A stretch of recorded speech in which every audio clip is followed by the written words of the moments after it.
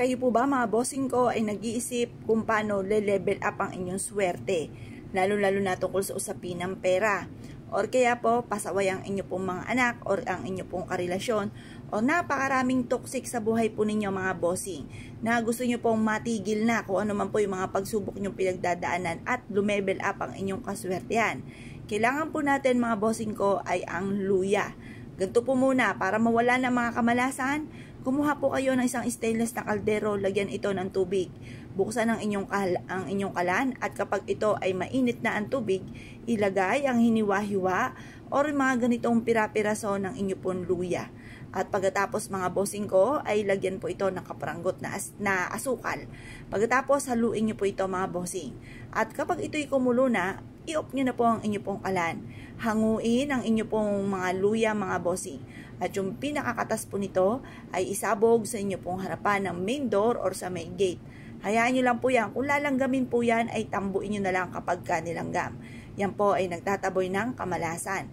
Pwede rin naman na kumuha ka ng kalahating timbang tubig at ibuhos ang pinagpakuluan ng inyong pong luya.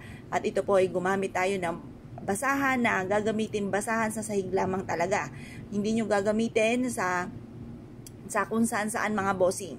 Ito ay or kaya yung mga lumang damit ay hindi nyo gagamitin basahan. Yung basahan lang talaga na binili mga bossing para mabago-bago ang takbo ng pamumuhay.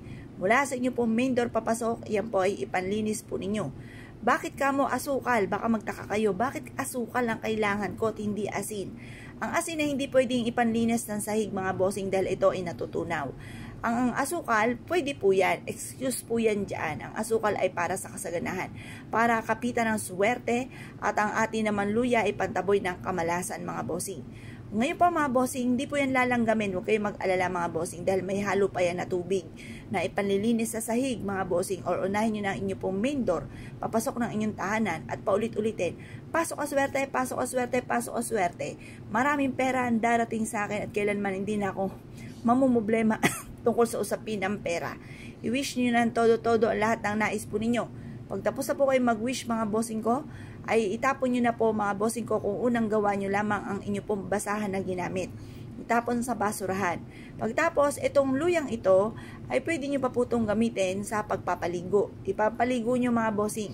Magpakulo po muli kayo at ilagay yung timbang tubig na pinagpakuluan sa isang timbang tubig. Tandisin ang inyo pong balat. Kapag po ito ay parang feeling ninyo kaya na ng inyong balat, lumarga po kayo at maligo. Ang pinakapinalim buhos mga bossing ko ay yung may nilaga na luya. Huwag nyo na lagyan ng asukal mga bossing kapag kayo naligo. Ang ilalagay nyo dyan ay kaunting asin sa timbang tubig at ipapaligo ninyo. Ang kahilingan naman po dyan, tinatapong ko na lahat ang kamalasan ko at huwag ka na muling babalik pa. Lahat ng mga ninanais ninyo, basta positive ka lamang, matutupad po yan. Ang lahat ng mga problema ay may mga iba't ibang solusyon, kanya-kanyang solusyon.